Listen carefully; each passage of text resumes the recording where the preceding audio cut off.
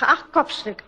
Als mijn man iets nieuws moet hebben, bijvoorbeeld een pak of jas, dan krijg ik hem niet naar een modezaak. Nu heb ik zelf al eens een hoed voor hem gepast en gekocht. Maar ik kan toch moeilijk een pak voor hem gaan passen. Aangezien hij 1,80 meter is en ik mee 1,54 meter. Hoe krijg ik mijn man ertoe zich naar een modezaak te begeven? Het is een bekend feit, het is inderdaad waar, dat mannen er een hekel aan hebben om naar een kledingmagazijn te gaan. Ze zijn er inderdaad bijna niet toe te bewegen. En ik geloof het heeft verschillende oorzaken. De eerste is dat een man in tegenstelling tot een vrouw conservatief is, behoudingsgezind. Vrouwen houden van afwisseling en vernieuwing. En het ideaal van een man is om als een dood in hetzelfde pak te lopen, ook al hangen de flarden erbij. Een tweede reden is, meen ik, dat hij het niet verdraagt dat er als een lijf gefrunnikt wordt.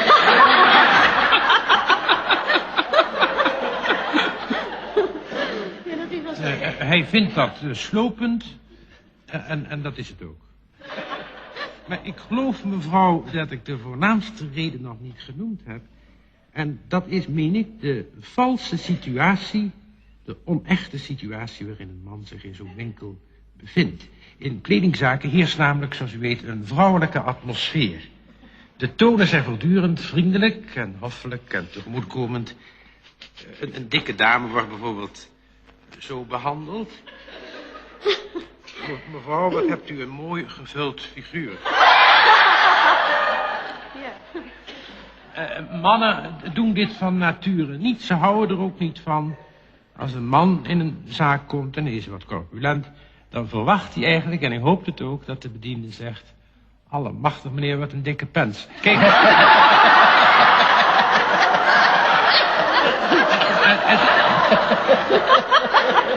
En dat is eigenlijk de opmerking waar we allemaal op zitten te wachten. Of als je wel overbeen bent, dat zo'n bediende dan zegt: dat pak zit u als gegoten, maar ik zie het u niet opdragen.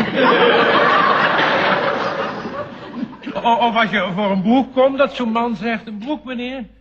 Ach, schat eruit, er is toch geen begin aan. Of als je een hoed vraagt, dat zo'n man zegt: een hoed, meneer? Voor die kop? Meneer maakt een grapje. Enfin, we zullen eens kijken, je weet het maar nooit. Maar helemaal redden doen we het niet. Of als je om een colbert komt, dat zo'n bediende ronduit zegt: een colbert, meneer? Moet dat daar omheen? En dan nog een pantalon? Enfin, we hebben in het magazijn nog wel een paar balen liggen. En dat is de ronde, eerlijke taal waar een man van houdt. Dat is een mannelijke atmosfeer waarin we ons thuis voelen. En zoals het nu is, voelen we ons als een soort logge stier in een porseleinwinkel.